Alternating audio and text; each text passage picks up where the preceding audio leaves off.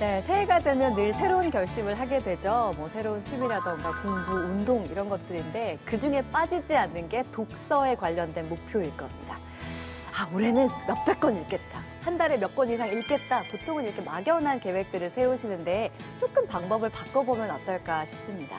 내가 원하는 게 뭔지, 내가 필요한 게 뭔지 그거와 관련된 책을 찾아 읽는 거죠. 내가 원하는 것들의 답을 찾아가는 독서를 하기 시작하면 진정한 독서의 재미를 느끼실 수 있을 것 같습니다. 자, 갑진년 새해에도 값진 책으로 인사드리겠습니다. 인생책방 책방지기 이지혜입니다. 책책 인생 책책 책비싸 책수의 권진영입니다. 안녕하세요. 값진 책을 소개해드리는 작가 책소작 이지한입니다. 네, 첫 번째 코너 아는 척 책방입니다. 오늘은 어떤 책인가요? 딱 들으면 아 그거 하고 다 아실 건데 개구리 해부 장면이 아주 인상 깊었던 소설입니다. 염상섭의 표본실의 청개구리입니다. 아, 기억납니다.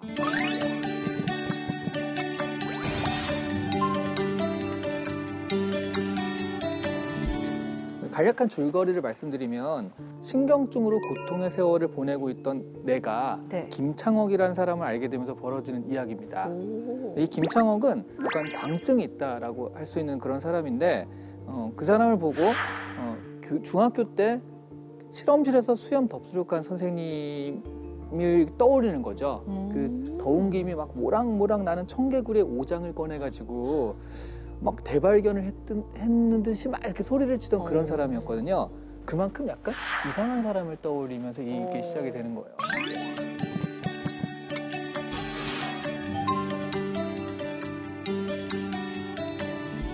김창옥은 원래 그 대부의 아들이었어요. 근데 부모가 돌아가시고 옥살이 중 아내가 도망을 가요. 정신이 이상해지죠.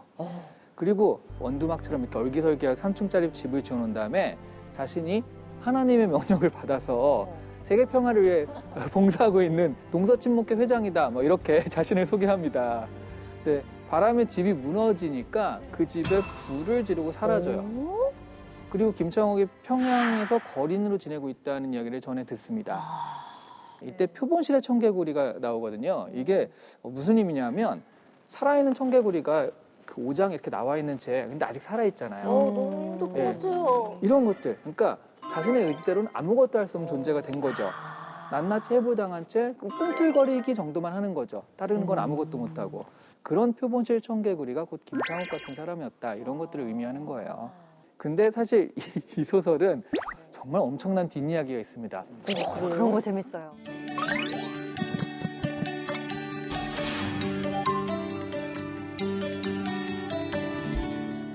말하자면 디스전이에요. 구체적으로 말하면 이 김창옥이 여기 주인공이잖아요. 네네. 근데 이 소설의 모티브가 됐다라고 생각되는 실제 인물은 김옥이라는 사람입니다. 왠지 돈이 억수로 많을 것 그럴 줄 알았어. 그럴 줄 알았어. 김어. 시인 아닌가요? 맞아요. 김소월 시인의 스승이라고 아. 알려져 있잖아요. 네. 염상섭과 김옥은 원래 친구거든요. 네. 근데 술자리에서 김옥한테 들은 이야기를 가지고 이런 식으로 만들었다는 거죠. 허락도 안 받고. 네. 그래서 김옥이 열받잖아요. 네. 그래서 그 친구인 김동인한테 찾아가요. 감자의 김동인인 거죠? 네네, 감자. 네. 네. 그래서 야 동인아, 내가 이런 억울한 꼴을 당했다. 네가 나 대신 복수 좀 해다오. 네, 그래서 소설을 씁니다. 염상섭이 그 당시에 약간 늦게 결혼해가지고 또 아기 낳기 힘들고 뭐 그런 얘기가 있었어요, 좀. 그걸 가지고 소재해서 만든 게 김동인의 발가락이 닮았답니다. 아, 알아요, 그 소설. 그 소설도 유명하잖아요. 네. 근데 이게 아이를 못 낳는 남편인데 이게 아내가 아이를 낳으니까 그래도 내 아이가 맞겠지 하다가 내랑 닮은 데가 어디야 하고 여기저기 찾아보다가 발가락이 닮았네 하고 만족하는 그런 얘기거든요. 염상섭과 그 김옥의 싸움인데 대리인 김동인이 참여해가지고 네. 1920년대에 벌어진 아주 대표적인 그 랩 배틀 같은 거예요. 많이. 디스전이었죠. 네. 맞아요. 서로 네. 디스를 하면서 네. 야, 문학적으로 이렇게 디스를 할 수도 있군요. 신기하네요. 근데 저는 정말. 진짜 궁금한 게 아니 김동인의 발가락이 닮았다라는 소설을 보고 염상섭이 이거 내 얘기다 나를 디스하는 거다라는 걸 알았을까요? 당시에 알았습니다. 그리고 사람들이 많이 알고도 있어요. 그러면 이 디스 배틀은 여기서 끝난 건가요? 한 번 더 가야죠? 네, 그러니까 염상섭도 가만히 있지 않아가지고 네. 처음에는 반박문을 써가지고 바로 바로 반박문을 써서 잡지사에 보내는데 그 잡지사 주관이 주요한이었어요. 근데 이 주요한이 여기서 멈춥니다. 못하게. 그만들 하세요 한 네. 거네요. 그래서 이 두 분은 화해를 하셨나요? 이렇게 싸우면 다시는 서로 보기 싫어야 될 것 같아요. 네네. 근데 해방 후에 서로 잘 화해를 했다고 합니다. 네. 아유, 다행이네요. 다행이다. 네. 아니, 근데 정말 뒷이야기라고 말씀해 주셨지만 우리가 교과서에서 보는 대단한 소설가, 시인들이 너무 인간적인 모습이어서 네. 더 흥미롭게 느껴집니다. 네, 네. 또 다른 뒷이야기 혹시 없을까요?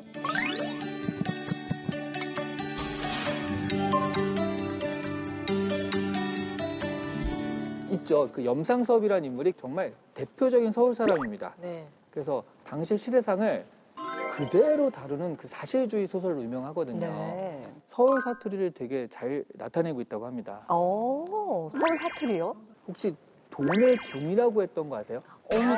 오 발음을 우 발음으로 해가지고 둔? 돈이라고 안 하고 둔이라고도 했고요. 그래서 그게 남아있는 게 삼촌을 삼촌이라고 하기도 하고 아, 맞아. 삼촌. 그러네요. 부족돈 할 때 부주돈이라고 하기도 오, 하잖아요. 맞아요. 오가 우 발음이 남아있는 게 네네네. 그거예요. 아, 그게 서울 사투리예요? 네, 네.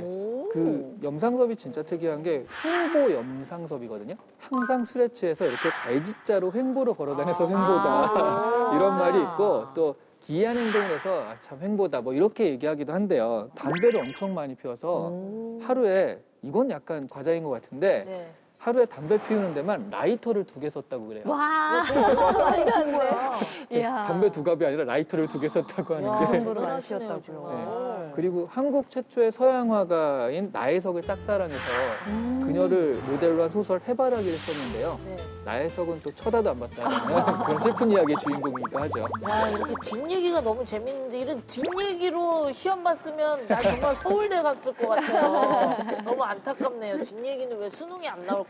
그러게 말입니다.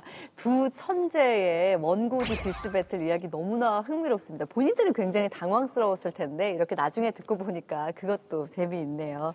자, 오늘은 아는 척 책방에서 염상섭의 표본실의 청개구리 만나봤습니다. 다음 시간도 기대할게요.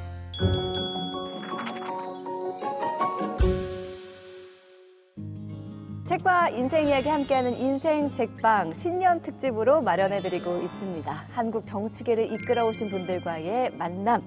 자, 오늘 모신 주인공은요. 육선 국회의원이자 21대 국회 전반기 국회의장을 지내신 박병석 전 국회의장님 나오셨습니다. 어서 오세요. 안녕하세요. 반갑습니다. 예, 안녕하세요.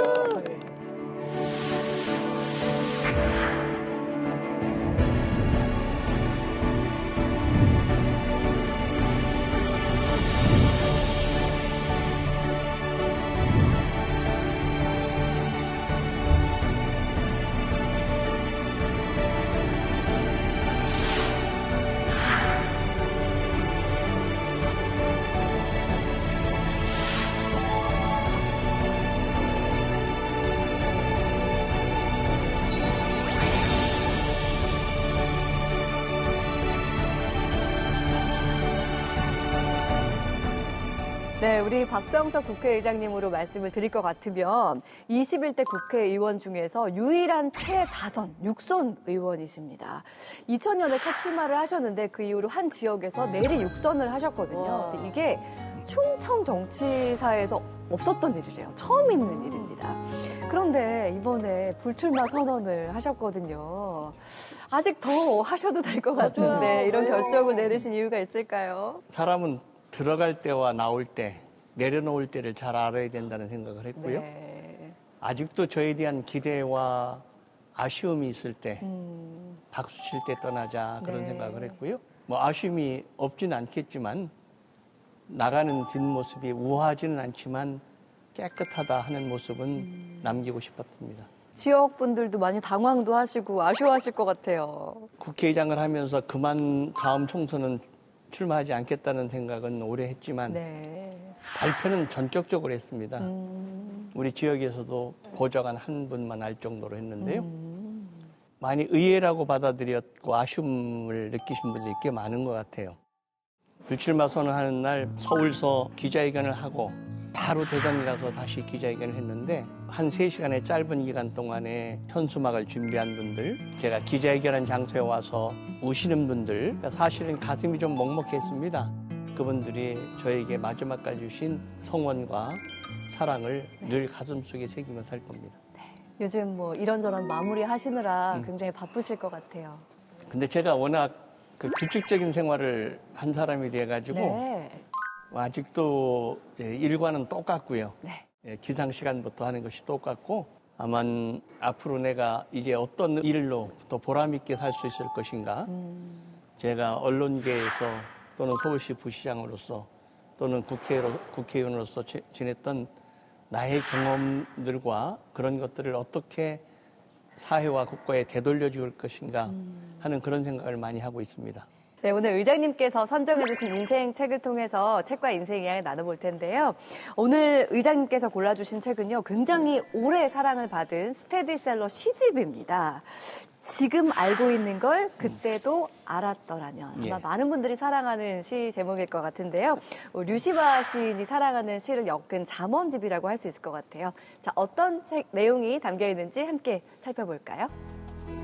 인디언에서 수녀, 유대의 랍비, 회교의 신비주의 시인의 거린까지 지역과 시대를 뛰어넘은 다양한 무명시들의 고백록이나 기도문들을 모아 엮은 시집. 지금 알고 있는 걸 그때도 알았더라면. 지금과는 다른 새로운 삶을 원하는 사람이나 새로운 존재를 영위하고 싶은 모든 사람에게 자신의 삶의 방식에 대한 냉정한 관찰법과 감동을 전해주는 시집입니다. 시를 사랑하지 않는 사람이라고 하더라도 류시바 시인의 시집 한 권 정도는 집에 다 가지고 계실 것 같습니다. 저도 몇 권 있거든요. 그만큼 굉장히 대중적이면서도 읽기 쉽게 쓴 시들인데 두 분은 어떻게 읽으셨어요? 이 책은 우리가 이제 연애 편지 쓸 때라든지 그렇게 다이어리에 꾹꾹 눌러서 이렇게 네, 맞아요. 썼던 문구들이 기억이 나거든요. 그대가 곁에 있어도 나는 그대가 그립다. 이런 문구라든지 아니면 사랑하라 한 번도 상처받지 않았던 것처럼 요 문구에 정말 생각이 나거든요. 네. 근데 구절구절을 기억할 만큼 정말 주옥 같은 연애 시집이었거든요. 작가님은 어떠셨어요? 그래서 저는 아까 시를 사랑하지 않는 사람도 하는데 뜨끔한 게 제가 그렇게 시를 사랑하지 않는 시를 안 사랑하세요? 아니 뭐 그렇다기보다는 그런데 이 시집은 정말 좋더라고요. 이건 잠언 맞아요. 시집이잖아요. 네. 그래서 연애가 아니라 인생, 삶 이런 것에 대한 깨달음이 뭐 지금 사람들의 얘기가 아니라 17세기 수녀 이야기도 있고요. 네, 그래서 네, 네. 이거는 이래서 시를 보는구나라는 생각이 드는 그런 책이었어요. 오늘 의상은요, 시집 읽는 남자 같아요. 빵떡 모자도 하나 써야지 더 완성될 네, 것 같은데. 가슴이 이렇게. 그렇지. 알겠습니다. 파이프 담배 딱 이렇게 물리셔야 되는데. 네, 우리 의장님께서 굉장히 마음이 몽글몽글해지는 시집을 인생책으로 선정해 주셔서 사실 굉장히 의외였거든요. 자, 이 책을 인생책으로 고르신 이유가 있을까요? 인디언들은 말을 타고 초원을 달리다가 네. 갑자기 서서 휙 뒤를 돌아다 본다고 그럽니다. 내가 너무 빨리 달리기 때문에 나의 영혼이 나를 따라오고 있는가. 네. 이런 시집을 읽으면서 네. 내가 앞만 보고 달리면서 과연 진정한 나를 함께 태우고 갔는가. 너무 빨리 달리면서 내 영혼이 나를 따라오지 못하는 것은 아닌가. 네. 그런 생각을 하게 됐습니다. 시집을 워낙 자주 읽으시나요? 자주 읽는다고는 할 수 없고요. 네. 예, 그냥 요즘은 더 가까이 하려고 그러고요. 특히 고등학교 때 시집을 많이 가까이 했어요. 네. 제가 그때 연애를 했었는데요. 대전고등학교 학생회장을 할 때 네.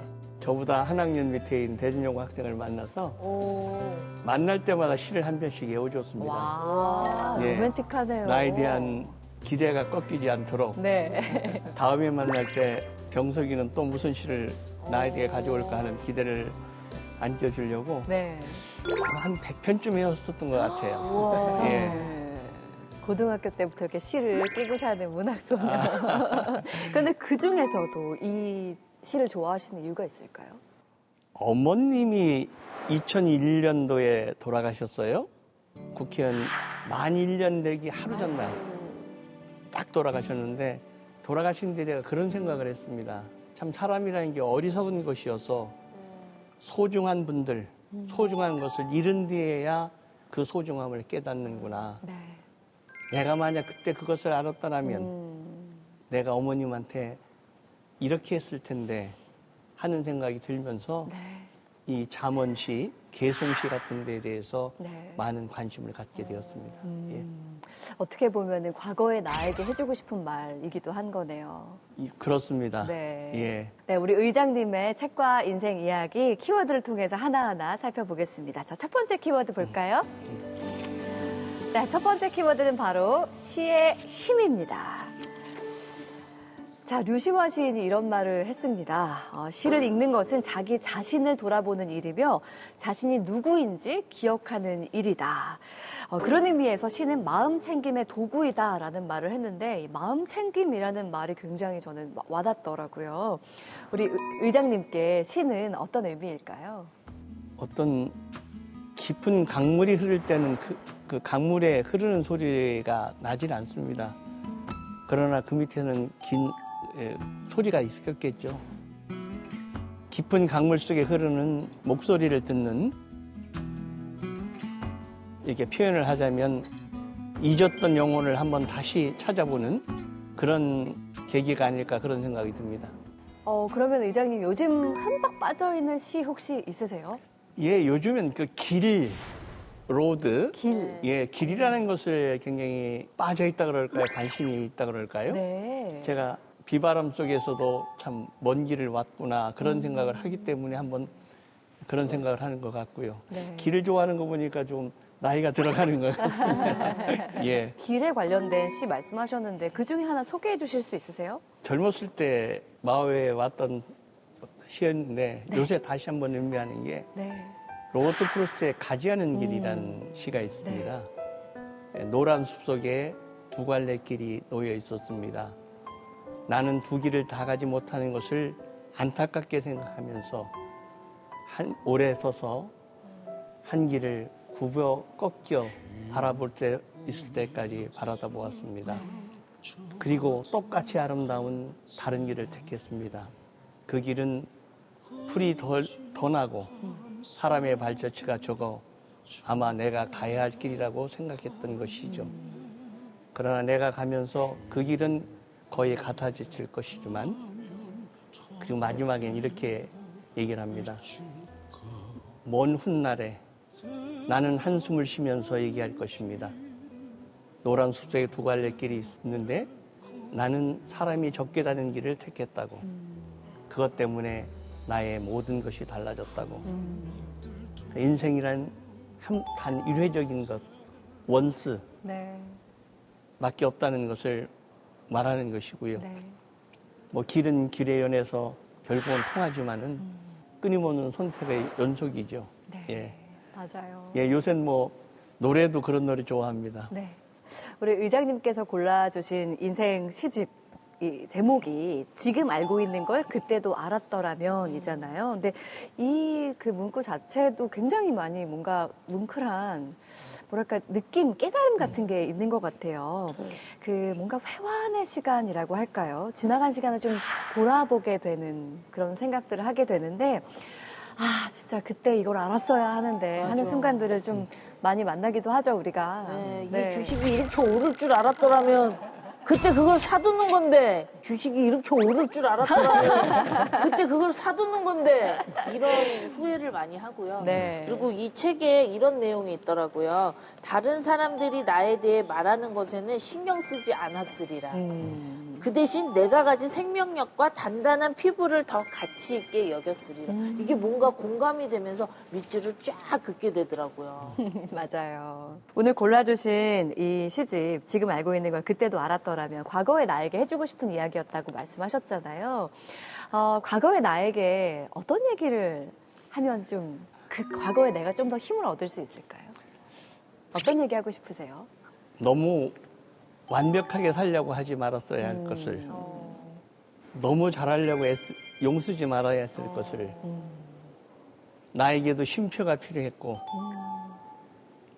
그리고 옆에를 돌아볼 수 있는 마음의 여유를 가졌을 것을, 내 마음속에서 우러나는 진정한 나의 목소리에 더 충실했을 것을, 뭐 이런 생각을 합니다.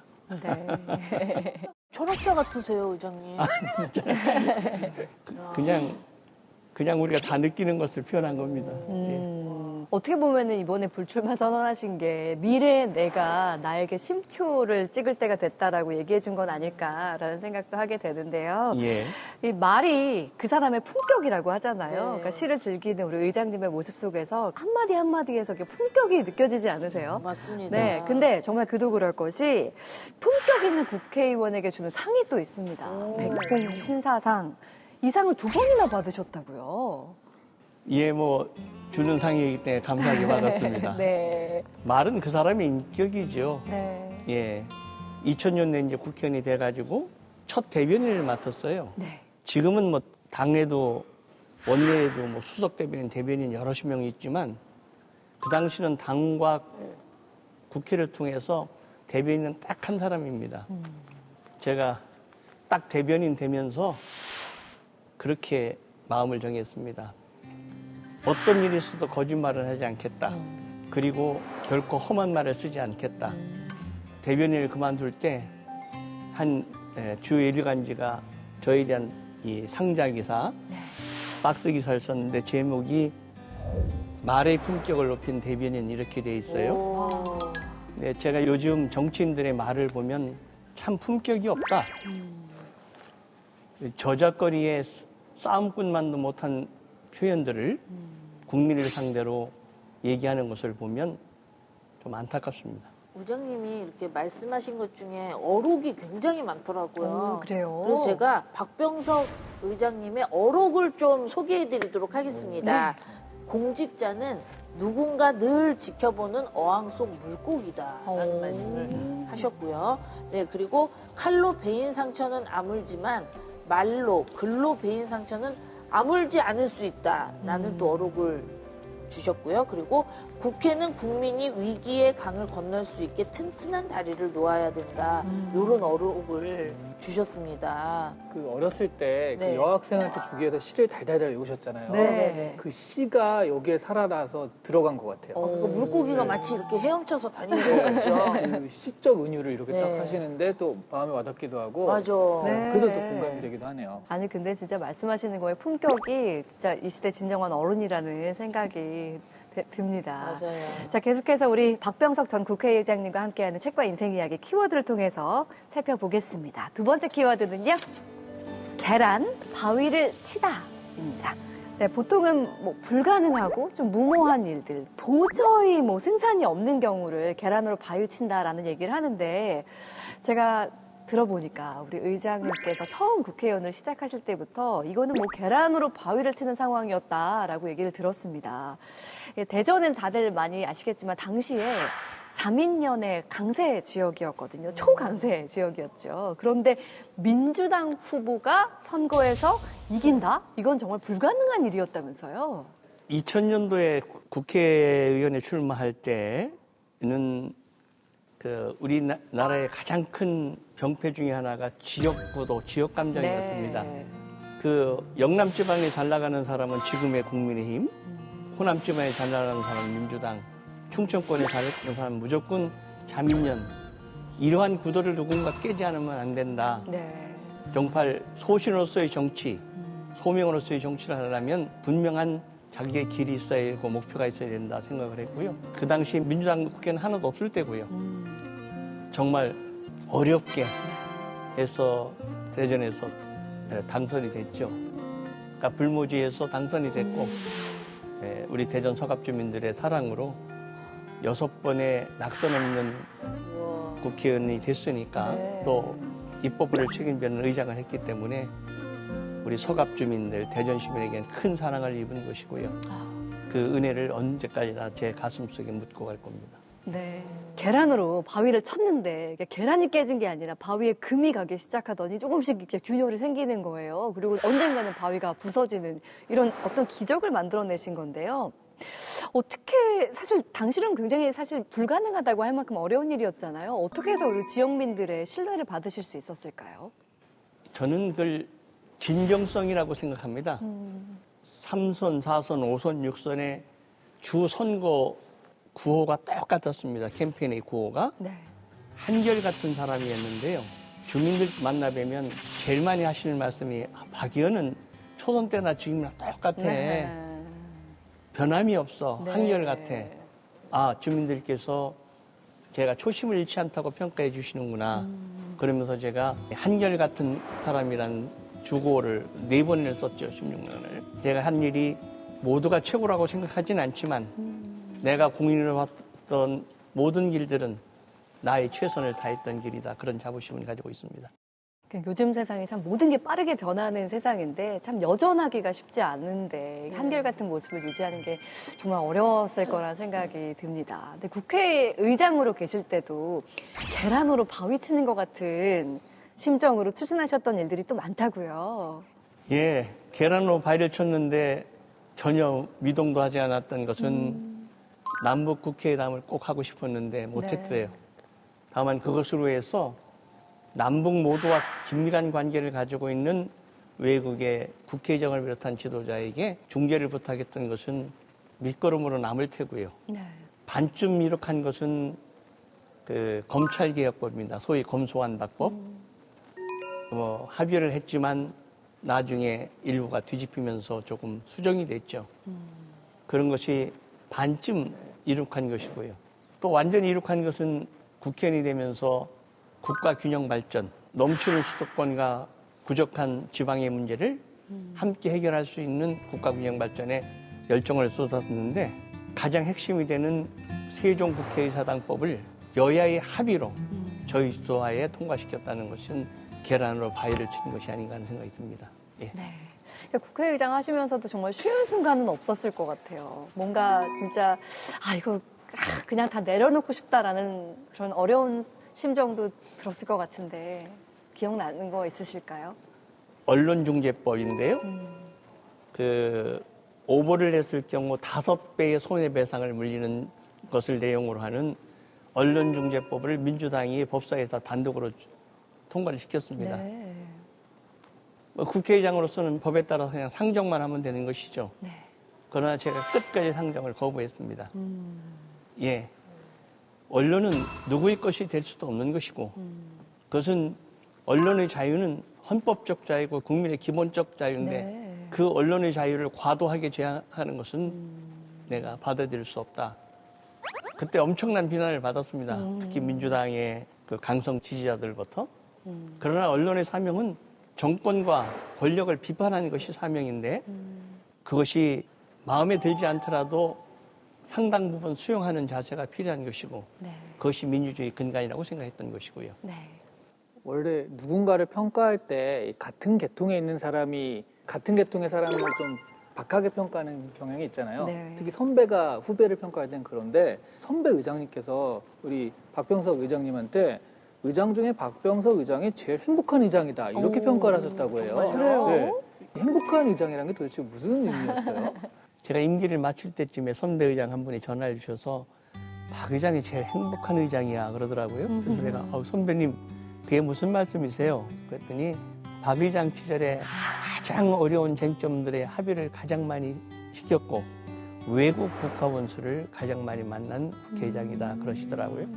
전자는 뭐 여러 가지 국내에 봤지만 그 외국 국가 원수를 만난 것은 코로나의 오목한 시기에 감수하고 외국 지도자를 만나는 것이 지금도 관계를 계속 유지할 수 있는 기회가 된 것 같고요.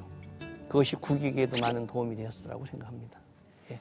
우리 의장님 지금 너무 열일하시는 것 같아서 워커홀릭이시잖아요. 그래서 권진영이 쉬는 타임을 잠깐 준비를 했습니다. 예. 우리 의장님께서 그동안 가장 임팩트 있었던 순간이 어떤 순간일까요? 이렇게 질문을 드렸는데 사진 한 장을 보내주셨거든요. 바로바로 이 사진입니다. 이게 국회 본회의 풍경 같은데 맞나요? 예, 맞습니다. 네.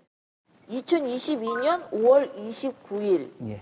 우리 국회의장으로 마지막 본회의 주제 당시의 사진이죠? 그렇습니다. 네. 이 사진을 보면 뭔가 평소와는 좀 다른 면이 보이지 않나요? 일단 꽉 차 있는데 다들 일어서서 막 박수 치고 있는 것 같은데요? 그냥 앉아 있는 게 아니라? 그렇죠. 근데 박수도 그냥 박수가 아니고 기립박수. 오. 기립박수. 이거는 여야 가릴 것 없이 모든 의원님들께서 이렇게 기립박수를 하셨거든요. 그러면 잠시 영상도 보여드리도록 하겠습니다. 함께 보실까요? 네. 어떤 상황일까요? 저는 이제 소명으로서의 정치를 가슴에 새겼던 국회의장이라는 무거운 짐을 내려놓습니다. 존경하는 국민 여러분, 동료 의원 여러분, 여러분과 함께 할 수 있어서 영광이었습니다. 감사합니다. 고맙습니다. 마지막에 눈물 나셨을 것 같아요. 이제 한 분, 두 분 일어나기 시작하시는데. 예.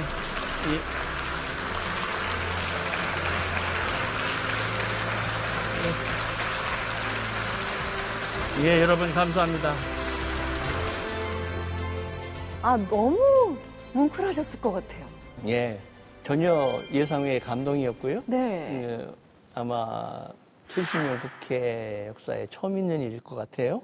아니, 눈물 안 나셨어요?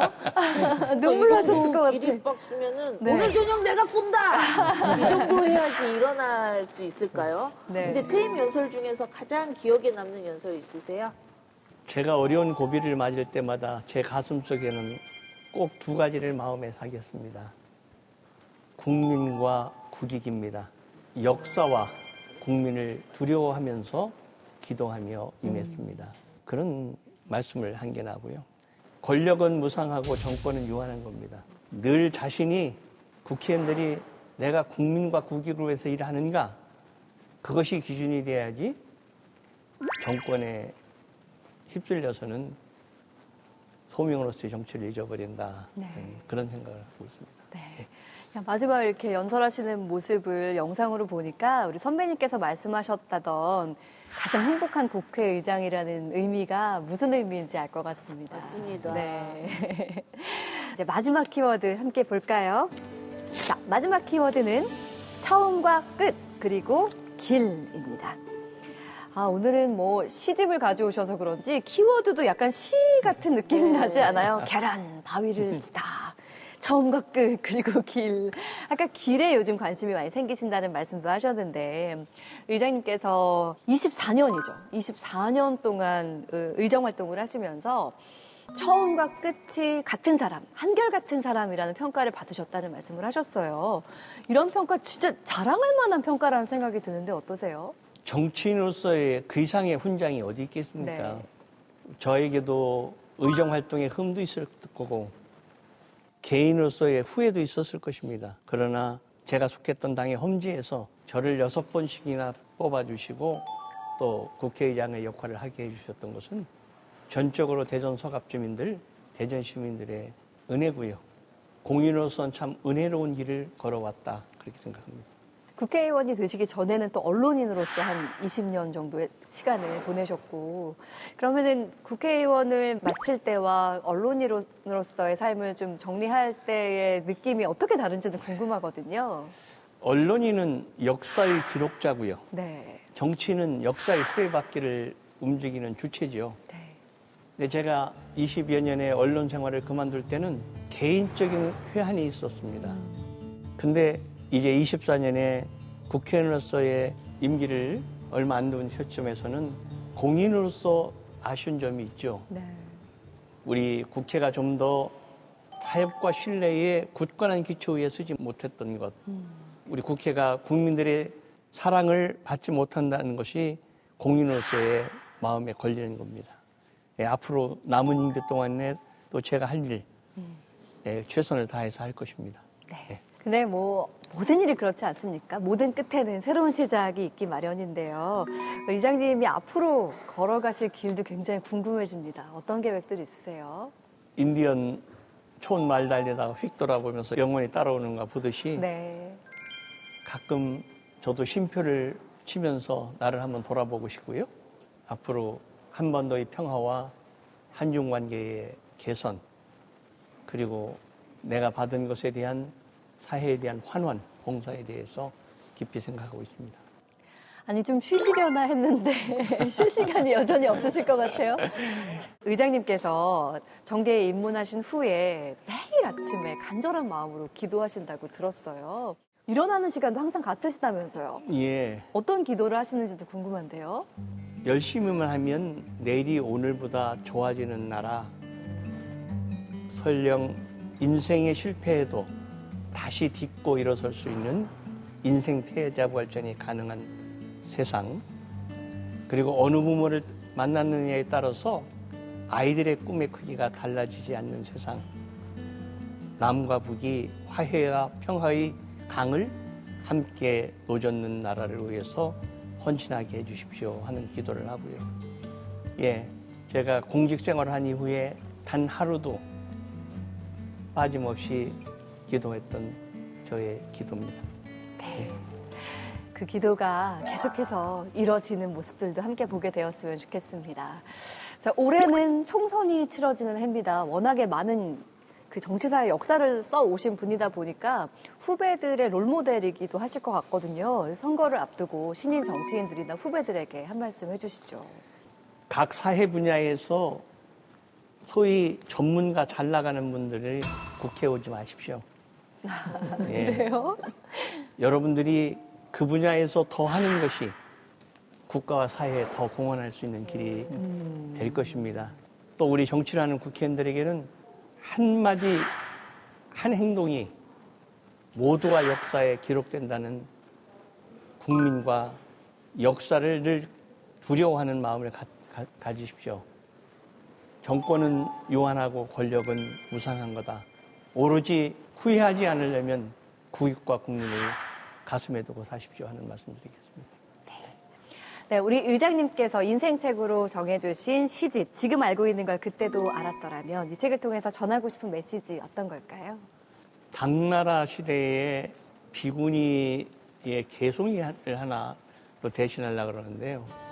온종일 봄을 찾았지만 봄은 만나지 못하고 집신이 다닳도록 산마루 구름만 밟았네.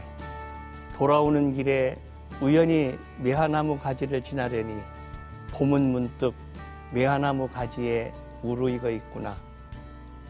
예. 그 말로 대신하겠습니다. 네. 자, 진영 씨 오늘 의장님 뵌 소감 어떠세요? 의장님은 이제 얘기를 나눠보면 계란으로 바위를 치셔서 성공하신 분이시잖아요. 그러니까 이제 저는 국민 맥반석이다 이렇게 불러드리고 싶습니다, 의장님. 네. 앞으로도 활동을 꾸준히 이어나가실 것 같기 때문에 좋은 활동 기대하도록 하겠습니다. 자, 이시안 작가님 간단한 추천평 해주세요. 네. 지금 읽고 있는 걸 그때도 읽었더라면. 좀 나이가 있은 다음에 읽으니까 더 와닿잖아요. 네. 한 10년 전에 이 책을 읽었더라면 어땠을까 생각을 해봤거든요. 네, 그때는 몰랐을 것 같아요. 맞아요. 네. 그러니까 이 책은 정말 그 나이 때마다 좀 다른 느낌을 주는 책이 아닌가. 네. 그러니까 옆에 두고서 한 3년에 한 번씩은 계속 읽어야 되는 책이 아닌가 이런 생각이 들어요. 한 번 사면 한 30년을 읽을 수 있는 책이다. 이렇게 추천을 해드리겠습니다. 아우, 뽕 빼네, 그러면. 30년 읽어야 되는 책이니까. 네. 자, 2024년 갑진년 새해가 밝았습니다. 시청자 여러분께 희망의 메시지 한 말씀 해주세요. 지난 1년간을 어떤 분들은 불꽃을 태우듯이 열정적으로 사셨을 테고요. 어떤 분들은 비에 젖은 집단처럼 사셨다고 생각되는 분들이 있을 겁니다. 어떤 인생을 살았든 그것을 나의 것으로 만드는 것이 소중한 것이다 하는 말씀을 드리겠습니다. 그리고 늘 마음의 여유를 잃지 마시고 또 희망보다 더 강한 것은 없다는 믿음을 가지시기를 바랍니다. 새해에는 모두가 보람과 성취가 함께하는 그러한 나날이 되기를 소망합니다. 감사합니다. 네. 바쁘신 와중에도 우리 인생책방 초대에 응해주셔서 대단히 감사합니다. 마지막에 봄을 찾아 헤맸다는 시를 들려주셨는데 앞으로 펼쳐질 우리 의장님의 봄도 응원을 하겠습니다.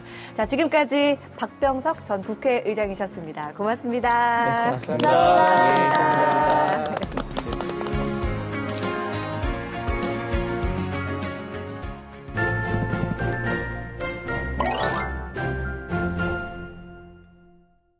안녕하세요, 홍재경입니다.